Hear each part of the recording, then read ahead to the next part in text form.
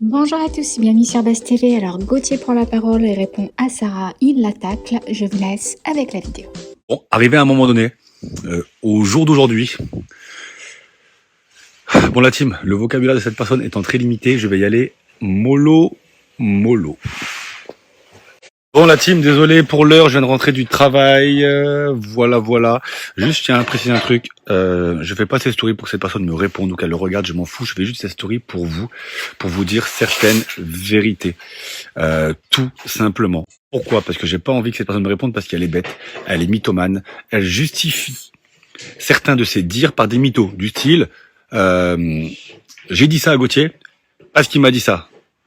Je n'ai pas dit ça. Donc, à partir de ce moment-là, comment vous pouvez discuter avec une personne comme ça? Donc voilà, je tiens à préciser ça, la team. Tout simplement. Je sais que vous aimez bien mes coups de gueule, elle a dit. Bon. Je sais surtout qu'on aime bien... Non, ma chérie, je parle pas à toi, je fais la story. La petite chérie. Oui, parce que moi, je suis encore en couple. C'était un vrai couple pour la bataille. C'était pas un couple T-Max. Vous voyez ce que je veux dire? Donc, je sais que vous aimez bien mes coups de gueule. On aime surtout bien quand tu fermes. Voilà. Mais bon, ça, c'est autre chose. Donc la team, j'ai des trucs à vous dire et c'est parti. À un moment, vous avez vu cette femme, cette chose, cette pastèque changée en fraise et qui a oublié d'où elle venait, a parlé de pastilles bleues. Parce que je vous expliquais un truc par rapport à ça. Vous savez que la vraie embrouille avec la bande organisée, ça part de Sarah et de ses mythos. Parce qu'elle a été dire à la bande organisée, ouais, Gauthier, il m'a dit qu'il était là pour la pastille bleue, il a fait que me parler ça toute la soirée. Je n'ai jamais dit ça. Surtout que la pastille bleue, je l'avais bien avant le tournage. Du coup, bêtement, la bande organisée l'a suivi. Moi, j'ai insulté Sarah de grosses mythos devant tout le monde. Et c'est parti en échauffourée, en bambinade. Vous voyez ce que je veux dire? Moi, je ne me suis pas laissé faire. J'ai dit ce que j'avais à dire. Et j'ai réussi à prouver par A plus B à tout le monde que j'avais raison, que je n'avais jamais dit ça. Donc tout le monde s'est excusé. Donc jusque-là, tout le monde s'est excusé, c'est bien, mais premier mytho de Sarah. Vous savez, un peu comme le mytho du style par rapport à Nadège, j'ai dit que c'était gratuit, elle a dit que c'était méchant.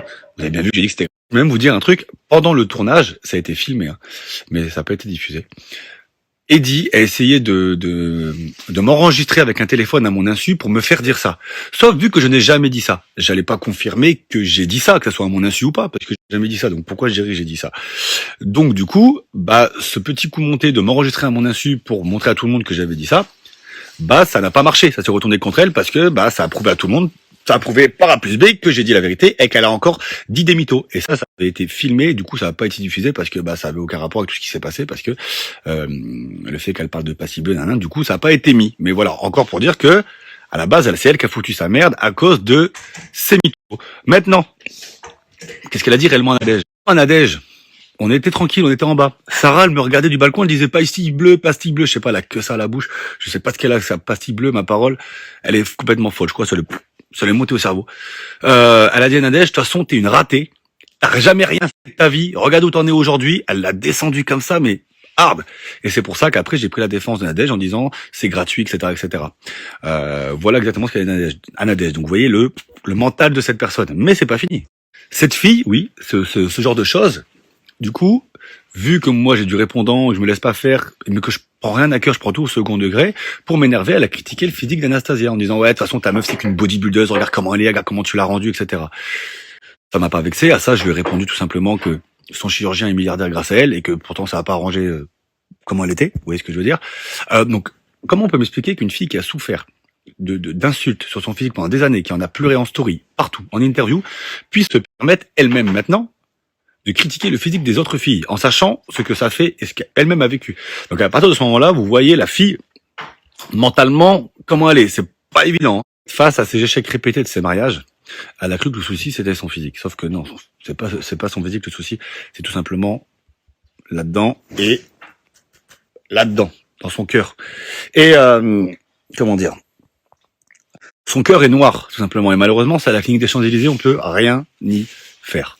Voilà, c'est un fait, c'est comme ça, on peut rien. Ah oui, puis elle dit aussi que la télé-réalité aujourd'hui, ça marche moins parce qu'il y a moins de candidats authentiques. D'accord. Donc, on parle d'authenticité quand madame ne voulait pas qu'on filme parce qu'elle s'embrouillait fort avec Ahmed. C'est authentique, ça, d'essayer de vous cacher ça? Quand madame s'embrouille trop avec Ahmed, elle dit aux caméras, non, j'ai pas envie qu'on filme cette embrouille. Ça, c'est être authentique comme candidat, c'est magnifique. Et aussi, oui, on parle d'authenticité parce que c'est vrai que Sarah, elle a sûrement fait la bataille pour l'expérience, pour manger des araignées, parce que c'est une grande sportive, une grande compétitrice. On voit, elle a pas abandonné une fois. Vous voyez, on parle d'authenticité, mais la bataille, elle l'a clairement fait juste pour la visibilité et juste pour peut-être acheter un autre T-Max à Ahmed ou peut-être pour donner de la visibilité à Ahmed, qui est du coup son ex-mari. Enfin bref, voilà, il y a trop de trucs. Donc vous voyez, on parle d'authenticité, mais cette fille ne connaît peut-être pas la définition du mot authentique, tout comme le mot hypocrite d'ailleurs. Oui, parce que cette fille aussi a la capacité d'éteindre les gens. Oui, parce que elle a des capacités, elle a des pouvoirs magiques d'éteindre les gens.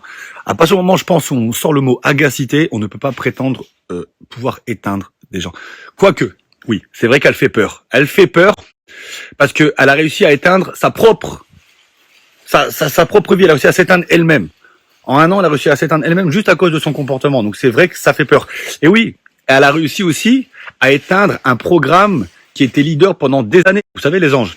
Parce que le programme s'est un peu éteint de sa faute et de son comportement. Vous voyez? Donc c'est vrai que finalement, je devrais me méfier parce qu'elle a quand même des dons pour éteindre des choses. Pour l'instant, elle a surtout éteint sa vie et certains programmes dans lesquels elle est passée, mais on ne sait jamais à quel point elle s'est éteinte, hein, vraiment. C'est que la meuf, elle a presque 2 millions de followers. L'audience de la première diffusion de la bataille des couples a fait 80K d'audience. 80 000 d'audience. Avec 2 millions de followers, ça montre qu'au niveau abonné, c'est actif de chez actif. Hein. Vous voyez comme quoi le nombre de followers aujourd'hui sur un tournage, ça ne veut plus rien dire. La retraite, finalement, hein, t'aurais dû la prendre un petit peu avant. Mais c'est pas fini, écoutez encore. Et puis c'est marrant parce que ça verse 2-3 lames chez Cyril Hanouna, d'accord, juste pour essayer d'attirer la pitié des gens, parce que oui, quand on n'a aucun argument parce qu'on a tort, bah c'est soit on frappe, d'accord, comme les hommes qui frappent les femmes parce qu'ils n'ont pas d'argument, soit on pleure pour essayer que les gens ont pitié. Voilà. Sauf que, vous voyez très bien que c'est du mytho, parce que maintenant qu'on apprend que le procès, qu'Angèle a perdu le procès pour diffamation par rapport à Raph et Tiffany, bah, on apprend qu'elle refait des stories pour se foutre de la gueule d'Angèle, pardon. Donc vous voyez la psychologie de la fille, surtout qu'à ce procès-là, elle savait rien, hein, parce que cette meuf, sa vie, c'est un abandon. C'est-à-dire qu'elle savait rien sur le procès, mais elle se permet en plus de parler derrière, d'accord. Donc, ouais, c'est compliqué. Donc, ça verse des larmes, mais après, ça reprend le truc. Pas évident. Puis oui, parce que c'est vrai que ce type de personne aussi, vu qu'elle a beaucoup d'abonnés, elle pense qu'on parle d'elle pour le buzz. C'est toujours comme ça, le buzz. Ça me fait rire parce que la meuf, c'est la première à faire des stories, des photos, avec son mec, enfin non, son nouveau mec, qui s'appelait Oussama, d'accord, entre deux, peut-être qu'il y en a eu d'autres, qui s'appelait Oussama, et elle ose faire des photos avec un T-Max, ou des stories avec un T-Max avec Oussama, pour faire le buzz, bien évidemment. Pourquoi sinon faire des photos avec un T-Max avec son ex, alors qu'il y a l'histoire du T-Max avec Ahmed, hormis faire le buzz. Donc finalement, niveau buzz, je pense qu'elle s'y connaît pas mal. Donc c'est marrant de reprocher des choses des gens, alors que elle-même, c'est sa vie, d'accord. On parle, vous aimez mes coups de gueule, non, on aime surtout quand tu la fermes cette gueule justement. Mais bon, voilà. Donc voilà, je pense que j'en ai assez dit. 22h53, c'est l'heure d'aller me coucher, d'accord. Donc je répète, je fais pas ces stories pour qu'elle me réponde ou quoi. C'est juste pour vous expliquer à vous, parce que cette personne, je m'en fous de sa lumière, parce que merci pour tous vos messages positifs, parce que j'ai que des messages positifs pour moi et ma petite chérie. D'ailleurs, on est en plein déménagement. On vous aime fort et c'est le moment de éteindre la lumière. Salut.